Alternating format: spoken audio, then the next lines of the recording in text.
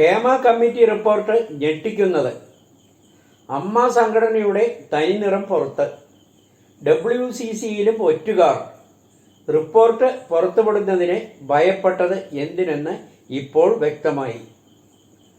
സർക്കാർ Hema committee report പുറത്തുവിടാത്തതിൻ്റെ ജനങ്ങളുടെ സംശയം പുറത്തായിരിക്കുന്നു. സിനിമാ ലോകത്തെപ്പറ്റി പണ്ടുകാലം തൊട്ട് മോശമായ അഭിപ്രായമാണ് പൊതുവെ ജനങ്ങൾക്കുണ്ടായിരുന്നത്. എന്നാൽ ഈ കമ്മിറ്റി റിപ്പോർട്ട് പുറത്തായതോടെ ജനങ്ങളുടെ മോശമായ ആ അഭിപ്രായങ്ങൾ സത്യമാണെന്ന് തെളിയുന്ന വിധത്തിലാണ് ഞെട്ടിക്കുന്ന വിവരങ്ങൾ റിപ്പോർട്ടിൽ ഉണ്ടാകുന്നത്. ഒറ്റയ്ക്ക് ഹോട്ടൽ മുറിയിൽ കഴിയാൻ ഭയപ്പെടുന്നു.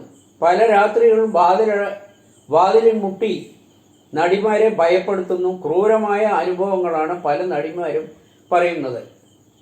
സിനിമാ മേഖലയിൽ കാസ്റ്റിംഗ് കൗച്ച യാഥാർത്ഥ്യമാണ്. ഒറ്റയ്ക്ക് ഹോട്ടൽ മുറിയിൽ കഴിയാൻ ഭയമാണ്. പീഡനം ഭയന്ന മാതാപിതാക്കൾക്കൊപ്പമാണ് മിക്ക നടിമാരും ഷൂട്ടിങ്ങിൽ എത്തി രക്ഷപ്പെട്ടു പോകുന്നത്. IPC പോഷ് നിയമങ്ങൾ അനുസരിച്ച് കേസെടുക്കേണ്ട പല ഞെട്ടിക്കുന്ന വിവരങ്ങളുമാണ് പുറത്തു വരുന്നത്.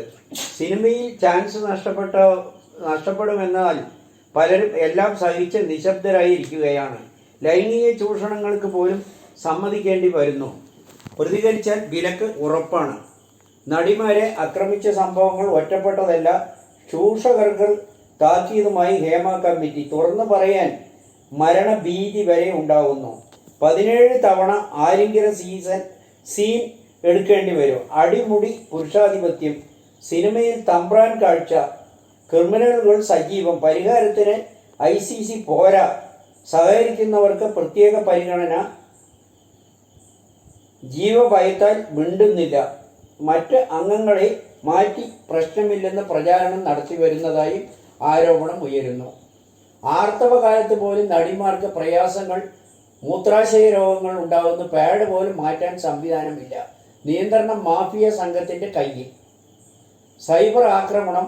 പ്രത്യേക ട്രൈബ്യൂണൽ വേണമെന്ന ആവശ്യവും ഉയരുന്നു. 300-ൽ കൂടുതൽ പേജുള്ള റിപ്പോർട്ടിലെ പല പേജുകളിലും ഞെട്ടിക്കുന്ന വിവരങ്ങളാണ് പുറത്തു വരുന്നത്. സിനിമയിൽ എത്തിപ്പെടാൻ പ്രത്യേക വാട്സാപ്പ്.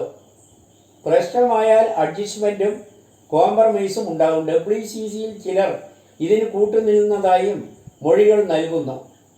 അമ്മ എന്ന പാവനമായ സംഘടനയുടെ യഥാർത്ഥ മുഖം ഇപ്പോൾ വെളിച്ചത്ത് വന്നിരിക്കുകയാണെന്നാണ് അറിയുന്നത്.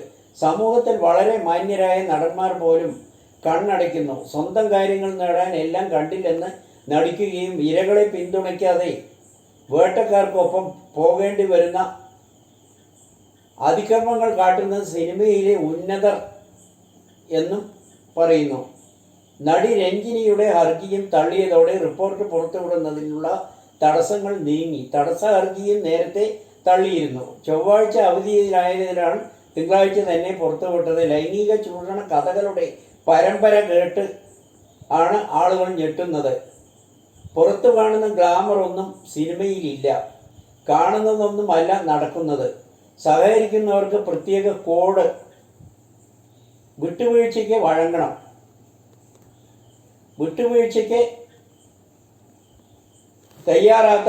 തയ്യാറാകുന്നവർക്ക് കോർപ്പറേറ്റ് ആർട്ടിസ്റ്റുകൾ എന്ന പേര് നൽകും. ഷൂട്ടിംഗ് സെറ്റുകളിൽ മദ്യവും മയക്കുമരുന്നും സജീവം. ഡ്രൈവർമാരാകുന്നത് ക്രിമിനലുകൾ. അവസരങ്ങൾ കിട്ടിയില്ലെങ്കിൽ പലതും ത്യജിക്കേണ്ടി വരും. നിയന്ത്രണം മാഫിയ സംഘത്തിൻ്റെ കയ്യിൽ. പരാതിപ്പെട്ടാൽ ഇല്ലാതാക്കും. സ്ത്രീകളോട് പ്രാകൃത സമീപനം. ഫോൺ വഴിയും മോശം പെരുമാറ്റം. വസ്ത്രധാരണയിലും നിർബന്ധം.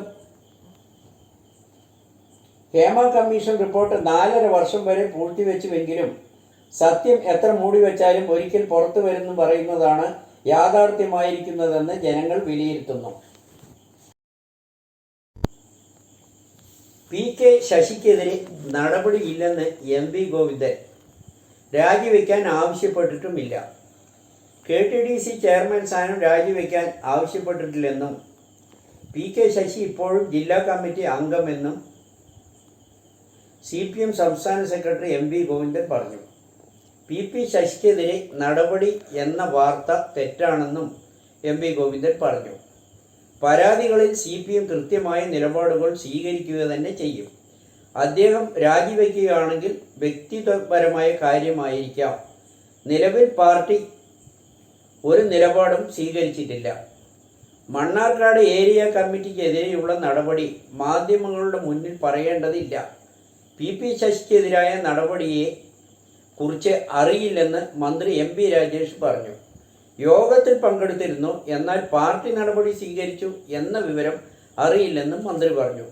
K ശശി KTDC ചെയർമാൻ സ്ഥാനം രാജിവെക്കുന്നുമെന്നായിരുന്നു വാർത്തയുണ്ടായിരുന്നത്.